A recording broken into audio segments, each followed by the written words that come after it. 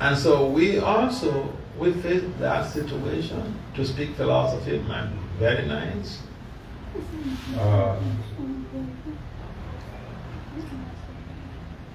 To speak Rasika philosophy sounds very high fountain, big. But then, when it comes to practice, when we are faced with challenges, to practice what we've been preaching becomes a problem.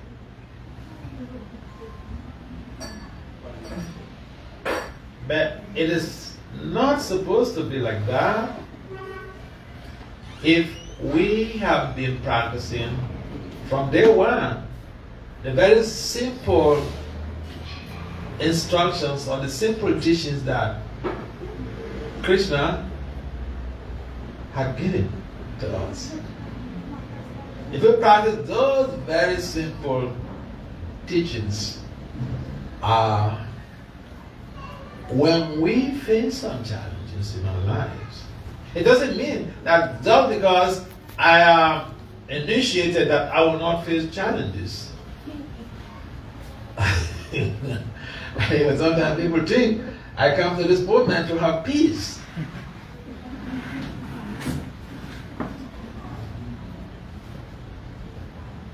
It's like a piece of gold from the gold mine complaining about why is the goldsmith disturbing me. The goldsmith wants to make sure the raw gold is purified of all elements of impurities. So it has to pass through a furnace. Furnace could be very hot sometimes. You know? So, a process of purification could be very tough sometimes. If we don't remind ourselves with this analogy of the goldsmith and the piece of raw gold having to undergo some purification through the furnace, through the process. If we are able to recall this very gross industrial development process, then I think we can stand firm when the need arises for us to implement the very principle of Lord Krishna, Tam Titiksa Swa.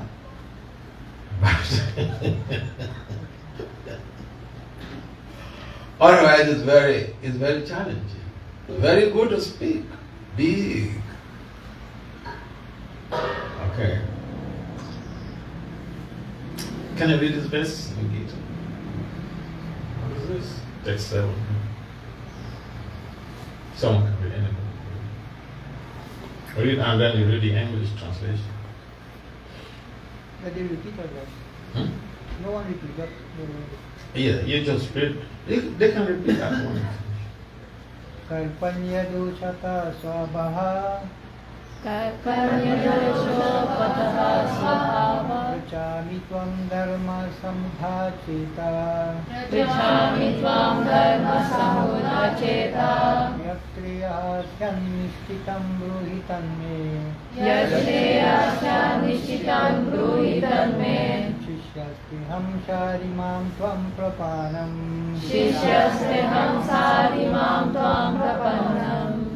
Translation. Now I am confused about my duty. I have lost all composure because of miserly weakness. In this condition, I am asking you to tell me for certain what is best for me. Now I am your disciple and a soul surrender unto you. Please listen. You can all repeat. Now I am confused. About my duty. And have lost. All composure. Because of miserly weakness. In this condition, I am asking you am asking you to tell me for certain to tell me for certain what is best for me. what is the best for me. Now I am your disciple Now I am your disciple and a soul and a soul surrendered unto you. surrendered unto you. Please instruct me. Please instruct me. Okay. By nature, own ways, the complete system of material activities is a source of perplexity for everyone. In every step there is activity, there is perplexity, and therefore it behoves one to approach a bona fide spiritual master, who can give one proper guidance for executing the purpose of life. All Vedic literature advises us to approach a bona fide spiritual master to get free from the perplexity which happen without our desire. They are like a forest fire that somehow blazes without being set by anyone. Similarly, the world situated in such that perplexities of life automatically appear without our wanting such confusion. No one wants fire, and yet it takes place, and we become perplexed. The Vedic wisdom therefore advises us that in order to solve the perplexities of life and to understand the science of the solution, one must approach a spiritual master who is in the disciplic succession. A person with a bona fide spiritual master is supposed to know everything. One should not therefore remain in material perplexity, but should approach a spiritual master. This is the purpose of this verse. Who is the man in this material perplexity? It is he who does not understand the problem of life. In the Brihad Aranya Upanishad 3.8.10, the perplexed man is described as follows: Yova etad aksharam gargya avidit asmar luka prati sa pipan. He is a miserly man who does not solve the problem of life as a human, and who does quit this world like cats and dogs, without understanding the science of self-realization. This human form of life is the most valuable asset for the living entity. Who can utilize it for solving the problem of life? Therefore, one who does not utilize this opportunity properly is a miser. On the other hand, there is the Brahmana, or he who is intelligent enough to utilize this body to solve all the problem of life.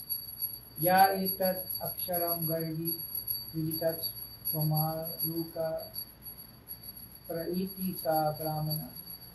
The Kripana or miserly person waste their time in being overly affectionate for family, society, country, etc. In the material concept of life, one is often attached to family life, namely to wife, children. He is able to protect his family members from death. Or the Kripana thinks that his family or society can save him from the verge of death. Such family attachment can be found even in the lower animals, who take care of children also. Being intelligent, Arjuna could understand that his affection for family members and his wish to protect them from death were the causes of his perplexity. Although he could not understand that his duty to fight was awaiting him still on account of miserly weakness, he could not discharge the duty. He is therefore asking Lord Krishna, the Supreme Spiritual Master, to make a definite solution. He offered himself to Krishna as a disciple. He wants to stop friendly talks. Talks between the master and the disciple are serious, and now Arjuna wants to talk very seriously.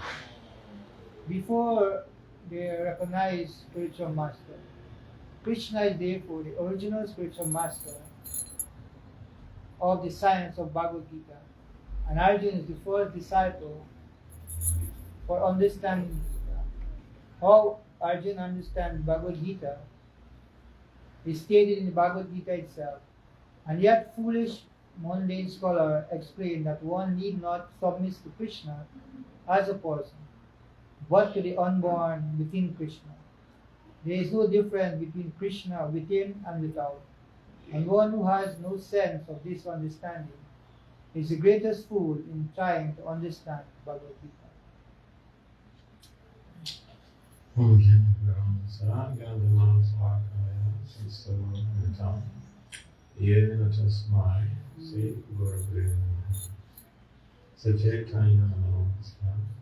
Start anytime, yen Swayam Rupam Karamaya, Vedanta Sampatam, Brahmin, see Guru, see Padakam, see Guru, Vaishnava, see Rupa, Sarita, Sahagana, Brahmitam, Tantam, Sadveta, Sadhavita, Pradhyana, Sahitam, Krishna, Chaitanya, see Radha, Krishna, Pada, Sahagana, Hare Krishna, Karna Sindhu, Dina, Gopesha, Radha, Radha, Yata Kanchan, Radhe, Vrindavan, Vishabhan, Siti, Pranami, Haritu, Panchakata, Tarivicha,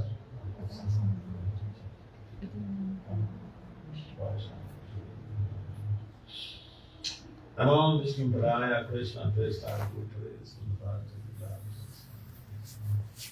Namaste Sarasvati Bhagavad Nirvisesa Sonya Bhagavad Vandasi Krishna Chaitanya Nityananda Sahod Godadaya Krishna Chaitanya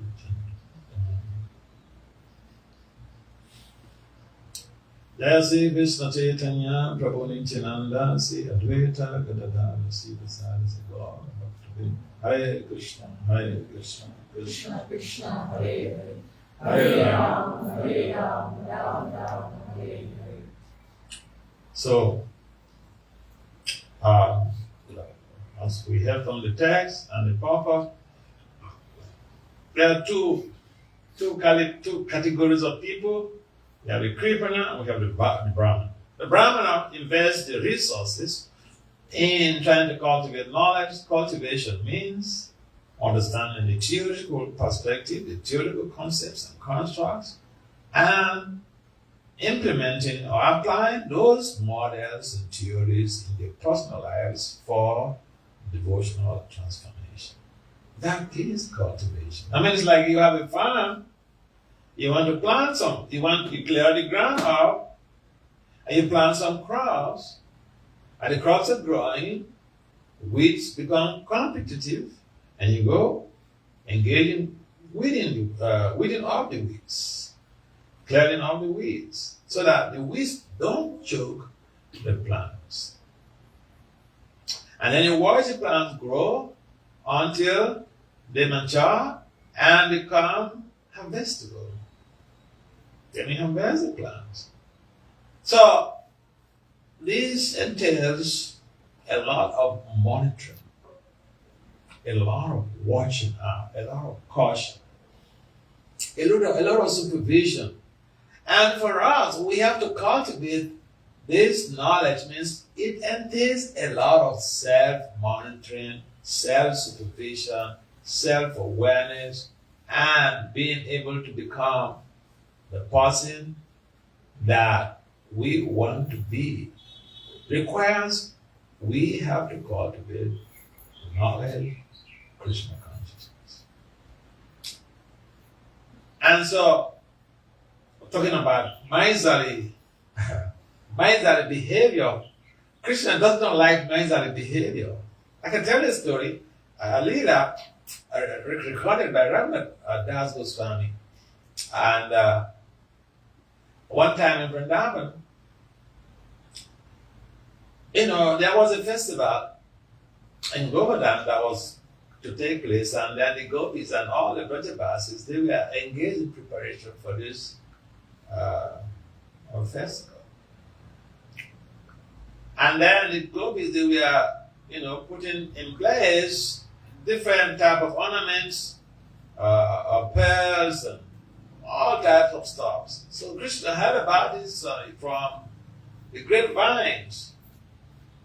And Krishna personally went there where the gopis were preparing all these pearls and all this stuff, stringing them together. So he went to plead that, hey, since you are my good friends, my lovers, could you please give me some pearls to use in decorating my cows?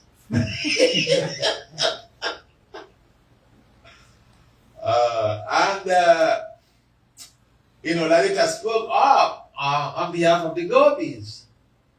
And she said, you love your cows so much now. And these pearls are supposed to be meant for use by the king's queen. You want us to give you these pearls to decorate your cows. Good for you. And so Krishna responded, okay, I hear you. Now, nobody can say I'm a miser in this community. In other words, okay, you are misers. You don't want to part with your wealth to your beloved. You don't want to give out something. Someone who is just about themselves does not want to provide for the needs of others. And you will find misers all over the place. Even in the family, someone may even have so much money and does not spend the money for his family members. You go and ask him something, or ask something, and say, I don't have. And everybody else is seeing that they have. So, you know what Krishna did? He thought, well, I'm going to show these gopis, I'm going to teach them a lesson. So, as a small boy, he went to meet his mother, that she should give him pearls. He wants to develop a garden of pearls by the bank of the Jamuna. So, the mother thought, this does not happen on this planet. The pearls, you don't get pearls from a garden or from the ground. Pearls are normally gotten from oysters and other sources. No, you don't make a garden of pearls. And Krishna kept agitating that. You will see, in just a couple of days, you will see the result. Give me the pearls. I want to go and make the garden. And the mother also, she knows what Krishna has been doing in the past. Lifting over down with his pinky finger and doing all type of miraculous things. So, she gave in. So she brought practically all the pearls in her home and then gave it to her beloved son. So it shows the difference. This woman is not a miser. Mother Yasoda is not a miser. The gopis showed miserly behavior towards Krishna. So Krishna thought he wants to teach the gopis a lesson. So he collected these pearls, went to the bank of the Jamuna, and developed a garden of pearls. As he was planting these pearls in his garden, the gopis had a wind of this. And some of them came by, delegates of the gopis came by. What was going on? And they simply laughed out loud at Krishna. And they thought, oh God, just a waste of time. This boy is wasting his time. Where do you find this? Pears don't grow from the ground. They know that. So they just laughed at Krishna, and then Krishna, maintained some equilibrium. He didn't respond. He was just, focused on his job. One name of Krishna that, it derived from his focus on his duty is Swadharma Nishta. He's focused, especially on heading the cows and the calves. He's focused on that. Early in the morning, he goes in the barn to milk the cows, and then after that, his friends, they move into the forest for cow herding. So, he's called Swadharmanist. He's focused on his dharma.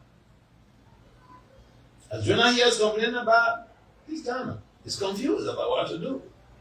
The opposite of that, Krishna is Swadharmanista. He's focused. It's what I have to do. No shaking back and forth. And so Krishna planted these the pearls that his mother gave to him. And then, after planting, he sent a message to the gopis that he needed some milk to water this pearl, the garden of pearls. And then the gopis again, they refused to give the milk. They said, milk is not for this type of,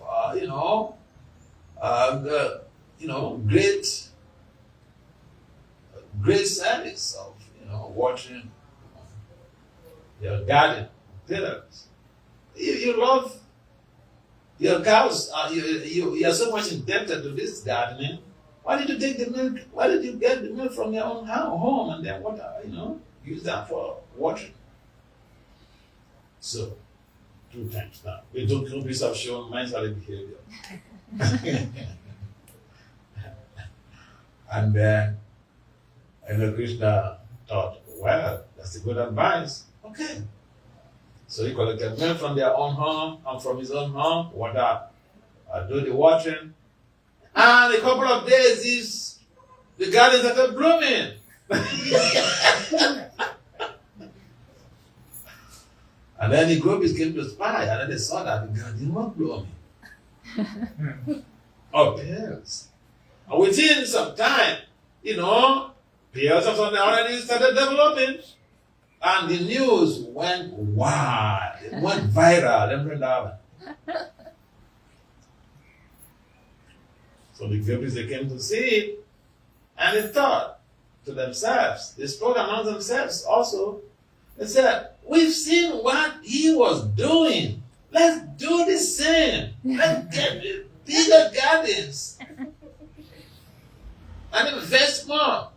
Our results will supersede his. Miserly.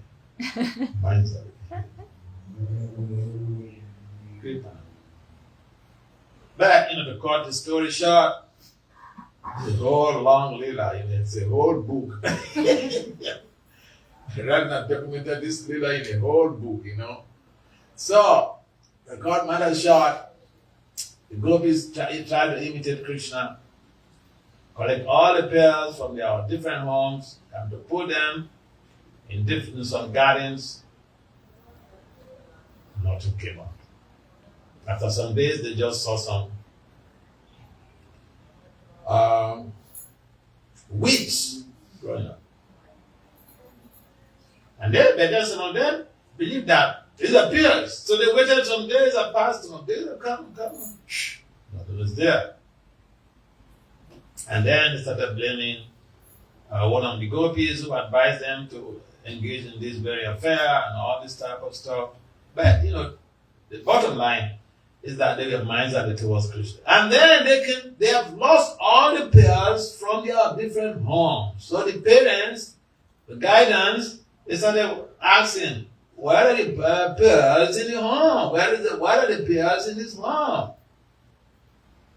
And the mothers of the gopis, they try to defend them that, they saw Krishna doing this type of service, and they also collected these pearls. Don't worry, we will get plenty of pearls in just a short time. They waited for that short time to come to fruition. Nothing. Pearls were gone. All the pearls they planted, nothing happened. Then they came to beg Krishna. Now they are getting harassment from their families. Bring back the pearls. Bring back the pearls. Bring back the pearls. The young girls who came to start, who came to beg Krishna, please give us some pearls. We lost all the birds from our house. Please give us some birds. As the Krishna said, listen, for me to give you pearls, I will throw these pearls into the depth of the Jamuna. Instead of giving you these pearls, I will throw them into the Jamuna. Now, one of Krishna's friends, he was very favorable to the gopis. Who is that? Who knows who? Which of Krishna's close friends that favors the gopis? Yeah, he's also very close friend of Krishna, very tight, close links. But he doesn't want to see Krishna mistreat his devotees. Who is that? Among close friends? Yes? Subal. Subal, when the gopis came repeatedly begging, and then, Krishna was adamant. Krishna doesn't used to be adamant to his devotees' request. But when he perceives that we are miserly, that's a problem.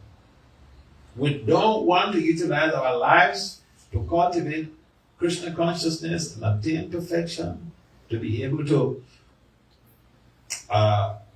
liberate ourselves and our families from this onslaught of samsara. Then it becomes a problem, it becomes his concern. And that was exactly the miserly behavior of the gopis was a concern for Krishna, that he was apparently acting in ways that he never could have. And so Subal intervened. Subal intervened. He said that Krishna, he said, Bayasya. You know what Bayasya means? Bayasya, comrade. You know what? Booty. Hey, my booty. What's up? What's up with you? These gopis, they are your devotees. They are your devotees. Just because they show some miserly behavior, you're treating them like this? Come on, grow up. So in America we say, grow up. Someone tells you grow up, it means a lot. So Subal says, you can't treat your devotees like this. Yes, they show miserly behavior, but it's time to forgive. It's time to help them out. So this later has a lot of implications. But then the fundamental principle is that if we are miserly, Krishna may even turn his back to us. If we endeavor a little with a sense of sincerity of purpose to serve Krishna, we may make mistakes, but he will rectify us even with those mistakes. But if we just acting as creepiness, that's not so nice. So from this later, it's a big lesson for the devotees. If even we are devotees, and if at some point in time we turn to be creepiness, we tend to be miserly, that is not going to facilitate the expedition of our Krishna consciousness. Just like what the gopis experience. The gopis experience a hiatus, a break in the loving relationship with Krishna, because they were miserly. So Prabhupada mentioned, express so much, provided so much of insight about the difference between the Brahmana and the Kripana. So the behavior of the gopis is a typical example of someone showing miserly behavior. They might be devotees for a long, long time. But as soon as we show some miserly attitude, no, we are blocking the way. Miserly mindset is an obstacle towards devotional perfection. Therefore, the devotee has to be very open, devotionally liberal, and give whatever is at their disposal, all the capacity to Krishna and his pure devotee. And the pure devotee is having the expertise to be able to engage the disciple based on their potentials. The pure devotee facilitates the unleashing, the full unleashment of the disciple's potential by engaging the disciple according to their talents. So Arjuna is a Kshatriya, and Krishna wanted to use him to accomplish this mission of annihilating the miscreants. So he could do that himself, but he chose to use his devotee. Arjuna was hesitant, and then Krishna had told him earlier, look, the whole job is already done. It's all over. You just go ahead, go get the credit. So everything that we do in Krishna consciousness is by Krishna's grace. Krishna Shakti Vinana He Tara Prabhat. It comes with empowerment for someone to spread Krishna consciousness like Srila Prabhupada did all over the world. And therefore, the powerful preachers, they cannot be underrated. Because without Krishna Shakti, no one can really spread Krishna consciousness. And therefore, it's important for us to have that sense of belonging to develop Brahmanical culture of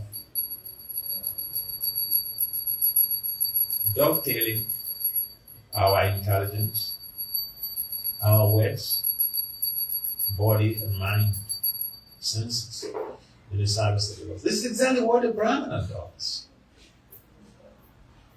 Brahmana, what does it do? Mana, Bhava, Manyazi, Manyazi. Mind, always engaged 24/7 Krishna's thought provocations. So we have to learn how to become Brahmanas by taking shelter of a devotional mentor, a spiritual master, to guide us on the path. And we tread on the path to be able to reclaim our lost, all our forgotten Christian identity.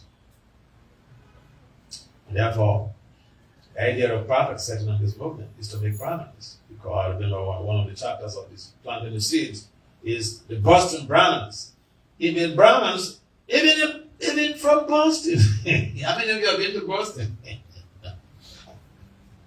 Boston is the place, it is the hub of learning in America. We have the Ivy institutions in Boston. So people don't really care about God. But Prabhupada made Brahmins in Boston. So he became famous as the Boston Brahmins. So we have to see how we are cultivation of Krishna consciousness. Very. Any comments or questions?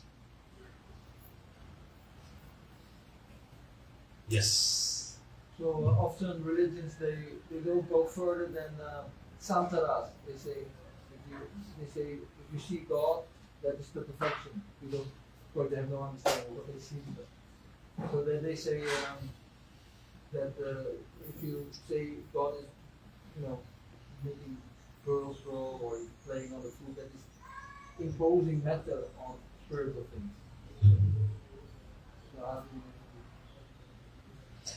Yeah, people tend to deny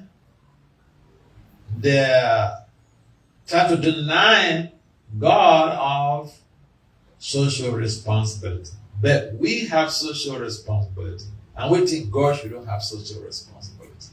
How does that work? Okay, your father, you have social responsibility. Your father shouldn't have social responsibility. Okay, you have a farm. Your father should not have a farm. It doesn't make any sense.